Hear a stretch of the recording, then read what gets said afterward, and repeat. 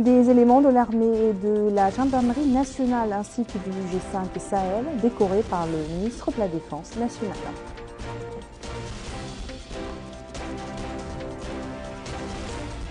Le ministre du Pétrole et de l'Énergie participe à la 11e session ordinaire de l'Assemblée générale des énergies renouvelables.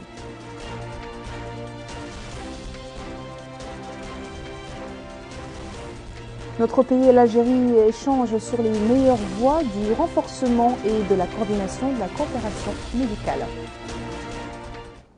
Bonsoir et merci de vous joindre à nous. Notre pays et la Gambie franchissent un nouveau pas sur la voie du renforcement de leur coopération bilatérale à travers leur chambre parlementaire. Aujourd'hui a été en effet créé le groupe parlementaire d'amitié mauritano-gambienne qui a aussitôt démarré ses activités. Cet outil vise à contribuer au renforcement des relations de coopération entre les deux pays et de les impulser à des horizons plus larges dans l'intérêt réciproque des deux peuples. Bokar Baylaba. Le but du groupe parlementaire d'amitié mauritano-gambienne est de donner une nouvelle impulsion aux relations de coopération dans l'intérêt réciproque des deux peuples frères. À cette occasion, le vice-président de l'Assemblée nationale, Mohamed El-Mokhtar Sidi Taleb Nava, a indiqué que la Mauritanie et la Gambie sont liées par des relations fraternelles anciennes, tissées par des liens de fraternité islamique et de voisinage renforcés par les intérêts communs et préservés par les deux peuples grâce aux échanges culturels et commerciaux. Il a ajouté que les parlementaires sont appelés à ancrer ces relations, les renforcer et les diversifier dans l'intérêt de nos deux États, de façon à permettre aux deux pays de faire face aux nombreux défis communs auxquels fait face notre région. Autre intervention, c'est celle faite par le président du groupe parlementaire d'amitié mauritano-gambienne, Ahmed Maali Mohamed Mennen, qui a souligné que les relations entre les deux pays sont solides et qu'elles sont marquées par la fraternité, la communauté de religion et les réalités géographiques, précisant que ces relations ont permis de développer une coopération fructueuse dans divers domaines. Il a en outre insisté sur le rôle central que jouent les parlementaires dans le renforcement de la coopération entre les États et les peuples, soulignant la forte volonté des dirigeants des deux pays, visant à renforcer les relations dans l'intérêt des deux pays et des deux peuples. De son côté, l'ambassadeur de Gambie en Mauritanie, son Excellence M. Maudo Diawara, s'est félicité des relations privilégiées existant entre les deux pays frères et de la création de ce groupe parlementaire qui constitue un facteur de développement de ces relations pour qu'elles englobent d'autres domaines. Nous restons dans l'hémicycle qui a abrité également ce matin la réunion de la commission de l'orientation islamique, des ressources humaines et des affaires sociales et culturelles. Réunion qui était consacrée à la discussion du projet de loi amendant certaines dispositions de la loi du 3 février 1967, créant le système de la sécurité sociale. L'occasion pour Kamara Salem Mohamed, ministre de la fonction publique, du travail et de la modernisation de l'administration, d'édifier la commission sur les principaux chapitres de ce projet de loi qui vise, a-t-il dit, à améliorer les conditions de vie des travailleurs régis par le Code du travail et de la convention collective. Je vous le disais dans les titres, le ministre de la Défense nationale, Hanana Sidi, a décoré aujourd'hui au siège de l'état-major général des armées, au nom du président de la République, président en exercice du G5 Sahel, un certain nombre d'officiers et de sous-officiers de différentes nationalités des pays du G5 Sahel, parmi lesquels des Mauritaniens et ceux à l'occasion de la fin de leur mission dans la force conjointe du G5 Sahel. Le ministre de la Défense nationale a également décoré des éléments de l'armée et de la gendarmerie nationale dans le cadre de la célébration du 60e anniversaire de l'indépendance nationale. Mamadou Gueye a suivi pour nous ces deux décorations. La patrie reconnaissante a honoré ce matin à la place d'armes de l'état-major national les officiers, sous-officiers et soldats qui se sont illustrés durant l'année écoulée, marquée par notre 60e anniversaire de l'indépendance nationale. C'est le ministre de la Défense nationale, M. Hanana Oussidi, qui a présidé la cérémonie au nom du président de la République. On notait la présence du chef d'état-major de l'armée nationale, le général de division Mohamed Bamba Mogued, et de plusieurs autres hauts responsables de l'armée nationale. Après le cérémonial de prise d'armes, le ministre a procédé à la remise de décorations à 23 officiers relevant de l'armée nationale, élevés au titre de chevalier de l'ordre du mérite national 27, au titre de la reconnaissance nationale 15, élevés au titre de la médaille d'honneur première classe 15, au titre de la médaille d'honneur deuxième classe et 36 autres à la médaille d'honneur troisième classe. Le ministre de la Défense nationale a également élevé et décoré 15 éléments mauritaniens du groupe G5 Sahel en fin de mission. Il faut rappeler que cette cérémonie rentre dans le cadre des festivités marquant le 60e anniversaire de l'indépendance nationale et constitue une marque de reconnaissance de la nation à l'esprit de sacrifice, d'abnégation et de patriotisme dont les récipiendaires ont fait preuve dans l'exercice de leur noble mission. La Mauritanie a participé aujourd'hui à travers le ministre du pétrole, de l'énergie et des mines aux travaux par visioconférence de la 11e Assemblée générale des agences internationales de l'énergie renouvelable. IRINA est une organisation gouvernementale mondiale qui vient en appui aux pays en mutation vers un avenir énergique durable. Bokar Baylaba. La transition énergétique comme un investissement dans un avenir résilient constitue l'axe principal autour duquel est articulée la 11e session de l'Assemblée annuelle de l'Agence internationale des énergies renouvelables, IRENA. Notre pays est représenté à cette session par le ministre du Pétrole, de l'Énergie et des Mines, Abdessalam Mohamed Salah, qui a remercié l'IRENA pour le précieux soutien à notre pays et pour ses efforts continus dans le domaine du développement des énergies renouvelables. Il a indiqué que le gouvernement mauritanien prépare une stratégie globale qui vise à réaliser la réforme souhaitée et opérer une transformation complète du secteur de l'électricité d'ici 2030. L'objectif est de permettre à toute la population d'accéder à l'électricité de bonne qualité et à bas prix dans le cadre d'une approche intégrée dans laquelle les énergies renouvelables occupent une grande place. Dans ce cadre, il a indiqué que le gouvernement s'emploie à atteindre des objectifs majeurs dont le plus important est d'augmenter la part du mix énergétique, autrement dit, la proportion d'énergie renouvelable dans la production électrique totale. A rappeler que la 11e session de l'Assemblée générale se déroule dans une période critique alors que les pays continuent de s'attaquer à l'impact sans précédent et généralisé de la pandémie de Covid-19 et de dresser la carte de leurs multiples mesures économiques, sociales et environnementales. La coopération, il en était également question aujourd'hui entre la Mauritanie et l'Algérie qui envisagent de renforcer les échanges dans le domaine médical. Ce matin, le ministre de la Santé, Dr Mohamed Nadirou Hamed, a eu dans ce cadre une séance de travail avec une mission médicale algérienne et ce, en perspective de l'élaboration d'un accord de coopération entre les départements de la santé des deux pays. Abdullah Damaba. Dans le cadre de cette mission médicale des spécialistes algériens, une séance de travail s'est tenue en compagnie de leurs homologues mauritaniens. L'objectif, renforcer et fortifier la coopération bilatérale dans le secteur de la santé avec la mise en place d'une feuille de route qui définit les contours de cette coopération qui va toucher les différents secteurs de la santé, particulièrement la gestion des ressources humaines, le secteur paramédical, la recherche dans le cadre de la santé publique, la formation, entre autres. Un des secteurs homonymes de ces échanges constitue les ressources humaines. Il a été retenu l'importance d'échanges d'expériences, de coopération bilatérale, d'appui mutuel, de renforcement des capacités en matière de ressources humaines dans les différents domaines de la santé, qu'ils soient des domaines médicaux ou des domaines paramédicaux. Quand je parle de paramédicaux, je parle en particulier du côté paraclinique, ou bien même des domaines gestionnaires. Je crois qu'on est large dans cet éventail et l'important c'est qu'on puisse lancer cette coopération en matière de ressources humaines. L'objectif de cette séance de travail a été mis en avant. On est ici dans le cadre de la mise en place d'une coopération fructueuse avec nos collègues et je pense que cette journée, on va essayer de commencer à travailler, à mettre en place une feuille de route et vous la présenter par la suite. Rappelons que ces concertations bilatérales qui s'étalent sur 2 jours ont eu lieu en présence des directeurs centraux des départements de la santé des deux pays. Je vous laisse à présent suivre le point de presse du ministère de la Santé portant sur le dernier bilan de la pandémie Covid-19 en Mauritanie. La Covid-19 dans notre pays pour les dernières 24 heures se caractérise par la notification de 42 nouveaux cas, dont 3 cas contacts et également par 101 guérisons qui ont été notifiées. Et malheureusement, on déplore un décès, yarhamuhullah.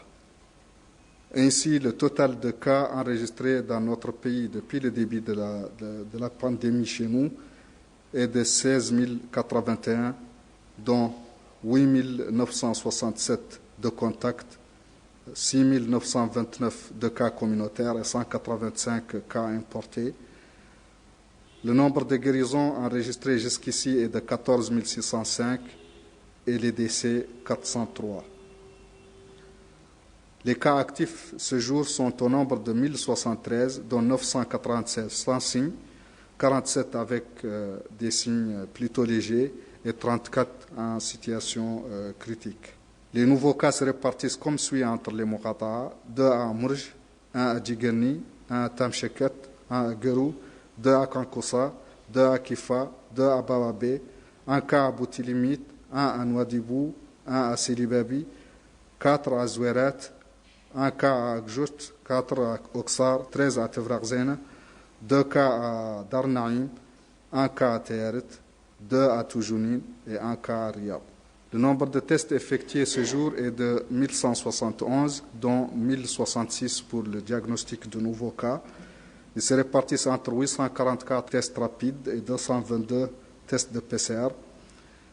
Au niveau régional, les tests effectués sont les suivants: 82 au Hod Sharqi, 9 au Hod Larbi, 58 à Nasaba, 41 au Gorgol, 76 au Brakna, 24 au Trarza, 16 à Nadrar, 72 à Nouadhibou, 5 à Otagan, 45 au Guidimaka, 19 à Tirzemour, 21 à Nishiri, 599 à Nouakchott-Ouest, 59 au nord et 45 au sud.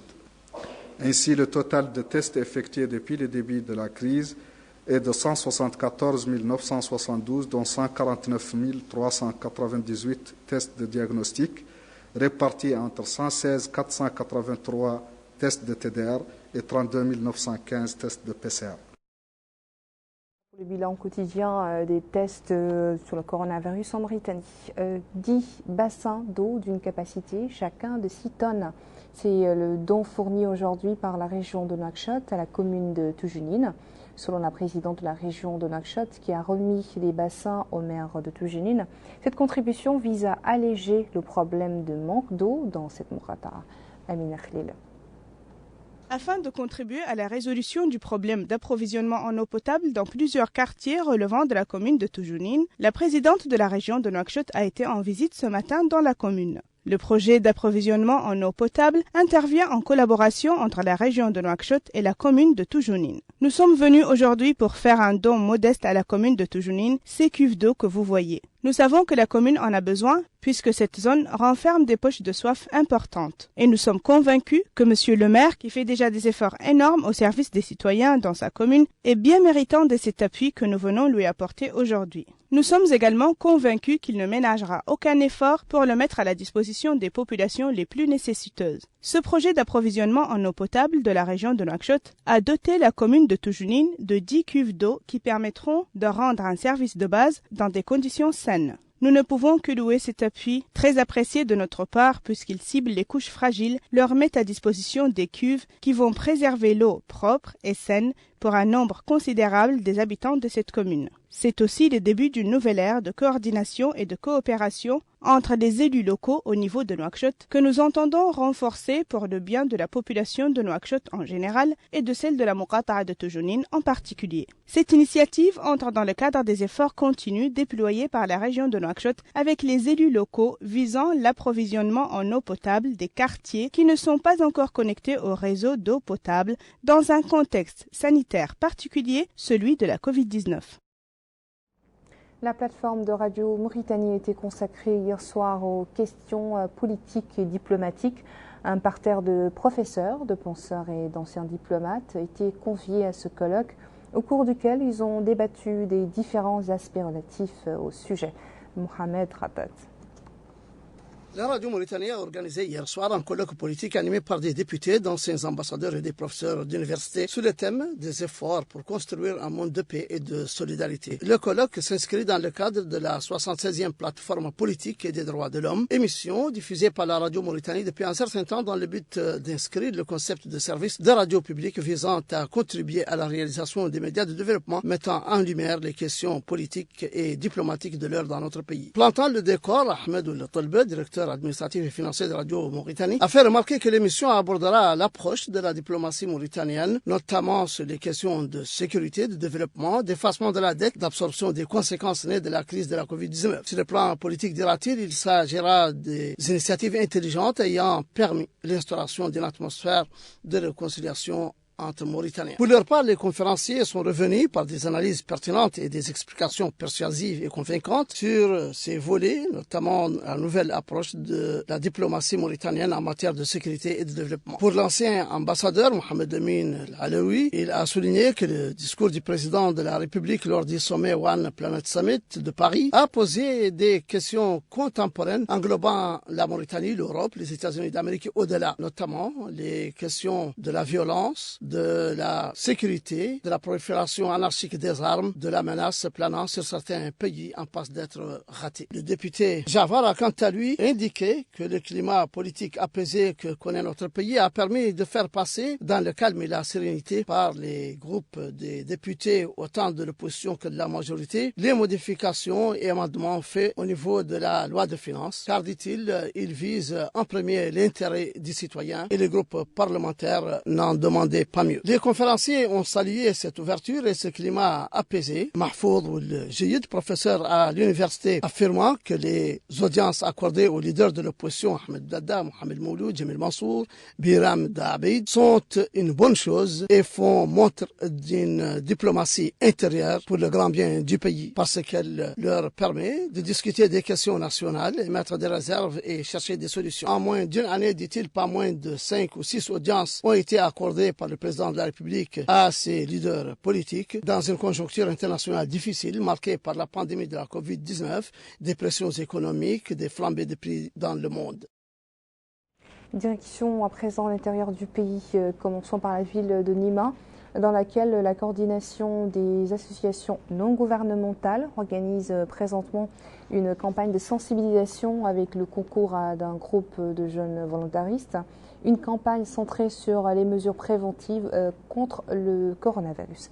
Abdullah Damaba. Les organisations non gouvernementales à Néma poursuivent leur campagne de sensibilisation dans le cadre de la lutte contre la Covid-19. Ainsi, les acteurs se rendent au sein des différents marchés de la ville afin de sensibiliser les citoyens sur les dangers liés à cette maladie et l'importance de respecter les mesures préventives face au Covid-19. Cet acteur dit qu'ils tiennent aujourd'hui une campagne de sensibilisation. On avait précédemment tenu des campagnes de sensibilisation, affirme-t-il, mais avec cette seconde vague, on se rend particulièrement au niveau des écoles vu que la maladie est toujours là. Les participants à cette campagne, munis de haut-parleurs, se rendent au sein des marchés pour sensibiliser en plus de la distribution de masques. Cette citoyenne demande à chacun de laver les mains avec de l'eau et du savon avant de venir au marché et de porter un masque. En plus, indique-t-elle, il est important de respecter la distance sociale d'au moins 1 mètre. Cette autre actrice demande aux résidents de porter des masques et de suivre les différentes mesures qui ont été édictées dans le cadre de la lutte contre le coronavirus.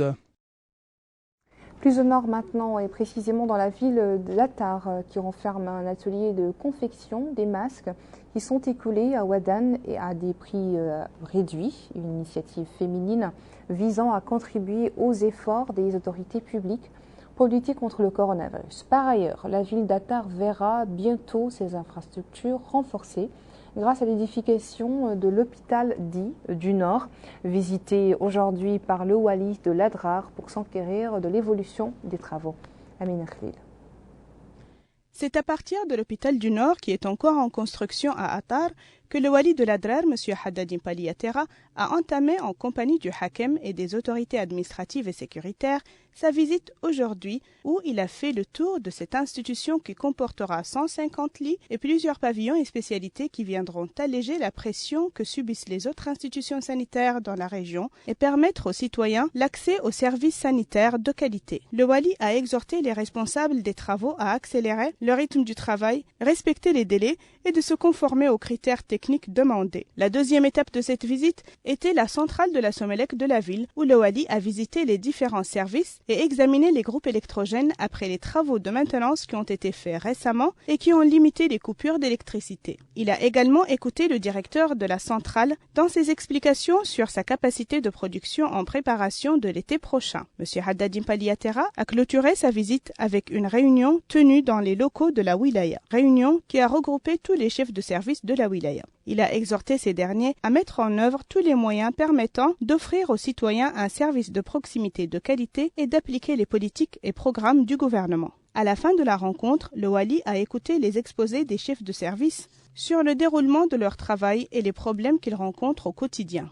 Autre aspect de la production locale, celle des femmes de Wadan, particulièrement les femmes travaillant dans des ateliers de couture. Par exemple, l'atelier de couture Najah, où plusieurs femmes de la commune se regroupent au quotidien pour faire un travail qui leur permettrait de couvrir les besoins de la Muqata'a en masques de protection qu'elles produisent et vendent à des prix symboliques. Une initiative qui a des dimensions sanitaires, sociales et économiques. L'ONG Qabilat al-Khair, qui a financé cet atelier, a également assuré la formation à ces femmes. Le revenu résultant de ces opérations de vente bénéficiera à 4 femmes chefs de famille en plus de 15 autres qui sont en formation sur la couture. Nous visons l'amélioration des conditions de vie des femmes et dans un contexte marqué par la Covid-19, nous avons mené des campagnes de sensibilisation dans la ville et ouvert cet atelier dont sont bénéficiaires 4 femmes chefs de famille pour qu'elles soient autosuffisantes et couvrent les besoins de la ville en masques de protection pour pas qu'on ait à en importer. Ce centre dispose de 2 formatrices et 15 femmes en formation actuellement. Ce projet a un impact positif aussi bien sur nous que sur la ville. Nous produisons près de 50 masques chaque jour.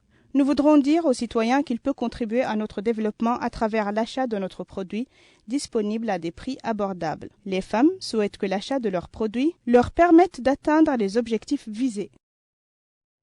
Et au niveau de la capitale de la Sabah, les prix des denrées de première nécessité ont enregistré ces derniers jours une augmentation, amenant du coup les citoyens à demander l'intervention des autorités compétentes. Kifa assure un autre plan, abriter aujourd'hui les travaux d'un atelier technique organisé par la Délégation générale de la protection civile et de la gestion des crises. En collaboration avec le programme des Nations Unies pour le développement PNUD, la Délégation générale à la protection civile et à la gestion des crises a organisé ces rencontres se rapportant au mécanisme régional de coordination et de gestion des crises. Ainsi, 2 jours durant, des exposés vont être présentés pour la validation de cet outil permettant de faire face aux crises. Le wali de la Sabah a précisé prendre part à l'ouverture des travaux de cet atelier qui s'inscrit, dit-il, dans le cadre de la lutte contre le coronavirus. Ce participant de la Délégation générale à la protection civile et à la gestion des crises a déclaré que les concernés qui prennent part à cet atelier ont ainsi une opportunité de faire valoir leur avis, ce qui, dit-il, permettra la préparation d'un document qui sera élaboré par la délégation. C'est pourquoi, dit-il, qu'on a tenu ces réunions pour recueillir les avis des uns et des autres. Toujours à Kifa, au sein du marché, certaines denrées alimentaires ont connu une hausse. Cette flambée des prix des denrées qui a été remarquée se déroule au moment où la pandémie du Covid-19 sévit. Ce consommateur précise que le sucre a connu une hausse de 500 voire 600 ouguiya. Le blé qui coûtait 5 500 maintenant est commercialisé à 6 600. Pour l'huile, le bidon de 5 litres coûte maintenant 2 600. Les responsables locaux du département du commerce, dans le cadre de leur mission, informent les responsables du département du commerce de la réalité des prix au sein du marché de cette ville. Ce responsable de la délégation du commerce en Asaba a souligné que les études journalières des prix sont effectuées, ce qui, dit-elle, sont par la suite envoyés au niveau du ministère. Sur place, dit-elle, aussi bien les acteurs de ce secteur que les membres de cette délégation sont au courant de la situation relative au prix des denrées. Notre dernière station, le centre de santé de la commune de Boule-Noire, dans la wilaya de Dakhlet-Nouadhibou, qui joue un rôle majeur en termes de rapprochement des prestations sanitaires des citoyens dans cette zone et particulièrement dans le contexte de la pandémie Covid-19. Mohamed Ratat. Le centre de santé de Boule-Noire impose un train de mesures préventives à ses visiteurs locaux et en transit pour combattre la circulation du virus de la Covid-19. Dès notre arrivée, nous lavons nos mains, dit celui-ci, portons nos masques ou équivalents. Si nous n'en avons pas, les responsables du centre de santé nous en procurent du secteur. Les équipes médicales du centre de santé veillent à porter secours et soins aux malades, notamment les personnes accidentées de l'axe Nouakchott-Nouadhibou. Le personnel médical ne manque pas, dit cette infirmière, et nous dispensons les traitements en notre possession pour les malades souffrant de diarrhée, de fièvre, mais nous ne pouvons pas faire certaines analyses comme l'analyse de sang, les FNS, et nous manquons d'oxygène. Nous sommes souvent sous pression avec les accidentés de la route. Pour les mesures préventives contre la Covid-19, nous prenons les dispositions nécessaires et nous ne manquons de rien. Nous mettons nos masques et nos gants pour ausculter ou soigner les malades. Le centre de santé a bénéficié de 4 ambulances renforçant le dispositif de sécurité le long de la route Nouadhibou-Chami. La commune a réalisé une extension du centre de santé, mais il reste les équipements qui font défaut, dit celui-ci, et nous évacuons les accidentés de la route sur Nouadhibou grâce aux ambulances fournies par la fondation de la SNIM. C'est dire que le centre de santé de Boule-Noire joue un rôle important le long de cet axe Nouakchott-Nouadhibou et qu'il mérite une plus grande attention. Merci de nous avoir suivis. Le rappel des titres. Des éléments de l'armée et de la gendarmerie nationale ainsi que du G5 Sahel décorés par le ministre de la Défense nationale. Le ministre du Pétrole et de l'Énergie participe à la 11e session ordinaire de l'Assemblée générale des énergies renouvelables.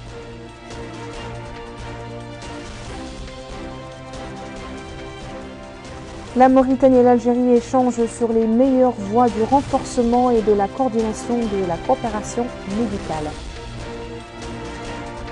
Retrouvez dans quelques instants à Dahir Khaitara pour votre émission Zoom sur. Très bonne soirée.